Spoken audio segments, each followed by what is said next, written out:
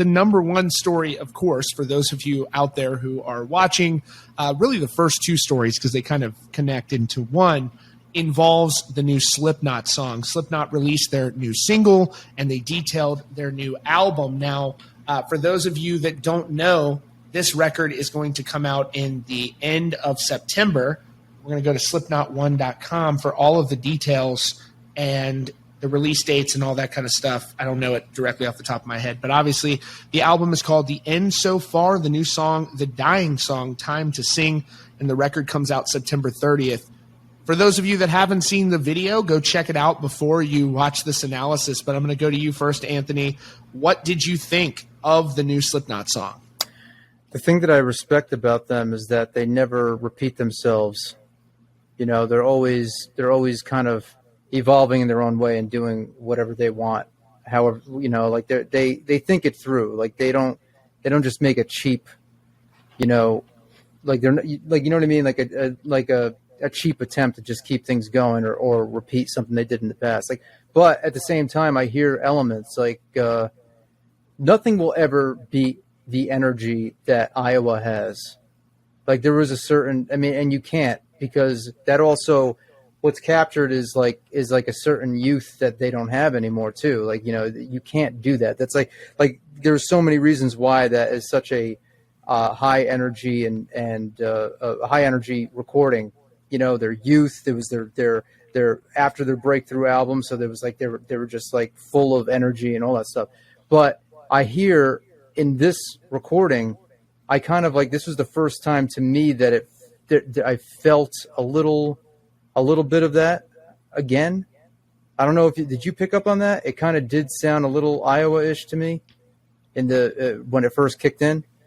Yeah. Not the whole thing. Obviously, then you know Corey's range has grown through the years too. So he's singing in more of a like his singing voice is there's a lot more ability there, and he's singing higher at times, and it's musical, and I like the imagery is always great, and it's always changing, and I'm interested to know what that whole logo at the end is about.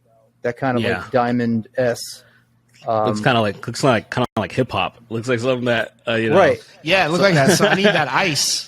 Yeah. As far as the actual content of like the lyrical content, I didn't pick up on a lot of the stuff. I got to go back and listen to it again. Sure, and we're going to go into that in just a second because there is actually an update on the Corey. The number 2 story is going to be that Corey kind of explains the meaning behind the lyrics, so we'll get into that in just a moment. Derek, what is your take on the new Slipknot song? Well, I kind of piggybacking off of what a little bit of Anthony said. There, when you're talking about the noticeable, you can tell like the energy. You can tell like where somebody is depending on what what part of their career they are. Like how long have they been doing the thing? And one thing that I listened to that song, and then I also listened to was Corey's his son Griffin, and I think Vended. Sean's. Yeah, so I listened to Vended. I listened to their latest their single, and it reminded me. I was like, there's such raw energy in this, and I was really excited. I liked that, and I said this to myself that is it disrespectful to think that I like the Vended single more than the Slipknot one, only because it was like it could, when you're thinking about like say the levels here, right? This band is Slipknot's still one of my all-time favorite bands. I think Corey and Clown would be pumped to hear that. Oh, that would, and that's how I felt. Like I listened to it, I'm like, my initial reaction, like it's solid, it's a good track, but I always do this. Would I put it on a playlist? That's usually my thing. If like a good song versus a great song, I'm like, this one I would kind of just pass over it as far as being on my playlist. So it's a solid song. Slipknot to me has never released a bad song in my opinion. I haven't really heard. I'm trying to think. I'm like, is there a song that I'm like, I just hate this song, and I always skip it every time. And I'm like, I don't think so. Anyway, so it's cool, but I'm looking forward to the rest of the album because I want to hear. They always have every single fucking album has like some insanely memorable. That's like, oh, this is on my playlist for sure. It's like Unsainted for me. I love that song as a timeless Slipknot classic. and I'm looking for that. You know what I mean? Did you know that the first time you heard it?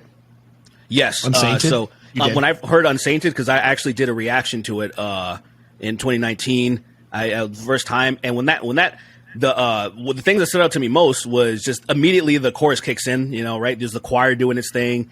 The chorus kicks in immediately when I'm hearing the chorus. I'm like, that fucking hook is just it's a great infectious. hook, dude. Immediately, the riff is very memorable. Where I'm like, I want to play it.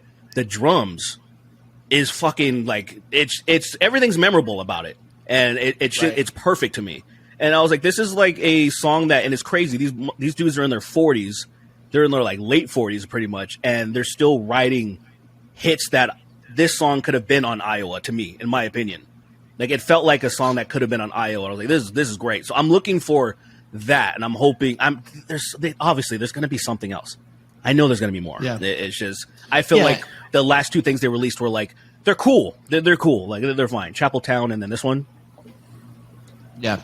I think too that this song, the thing that really stood out to me immediately was Jay Weinberg's drumming. When I watched the video, I was like, dude, this guy is very much the real deal. He is pushing himself to the actual limits of what human drumming can do. This isn't computer shit. This is really like he's actually playing this, and that's insane. A lot of shit out there is computer shit. So Right. Yeah, I mean, you were just talking about how how you can use the same samples. I mean, this is what people do to produce music. Right. I do the same. You know, I do it. Well, I'm barely ever using real drums. Yeah, to be able to play that, it's going to continue to become, to me, even more of a novelty. That as time goes on, like, wow, I think people playing real instruments as time goes on, it'll be like the steering wheel in a car. It's going to be like, man, I want to control my car. They're like, no, this car, you enter your destination, it can drive better than you, which is probably true. And then you're going to want to be like, well, I want to get my license. In the future, I don't think you're going to have to get a license. I think you're just going to be like, hey, just kind of get in this car, go to sleep. And then you like hook up to a gravy hose into your belly button, and they just pump gravy into you while you're riding around. Yeah, listen, I will say I prefer. Well, it really depends on my mood. Sometimes I really like to listen to old school metal because I like that old school production. And if I put on, I don't know, say Master of Puppets, that album, and it brings me back to my childhood, and I can really get lost in the nostalgia of it. And you have like an album like Far Beyond Driven, which still holds its own as far as like punch and volume and heaviness with some of these modern recordings. But modern production, though, I think is like on a whole other level of heavy. Like let's face it, modern production is sick, man. I mean, like I listen to one of my favorite like heavier songs is Spirit Box Holy Roller. Of course, yeah, and absolutely. That riff when it comes in is like it's like man, that's some heavy shit. The drums, the way that fucking hits, just the mix of things now. Like, part of me is like, I want to hear all metal like that, but at the same time, I like I said, I have different tastes for different things on different days. So, but yeah, I think it changes what we expect to hear though now in the modern world, because even if I wanted to if I want to make something that sounds more old school, I know that it's not going to get as received as well as some of the stuff that's out now, like the production wise. Right. Derek, finish that thought. I kind of actually want to respond to that. I've always been such a, one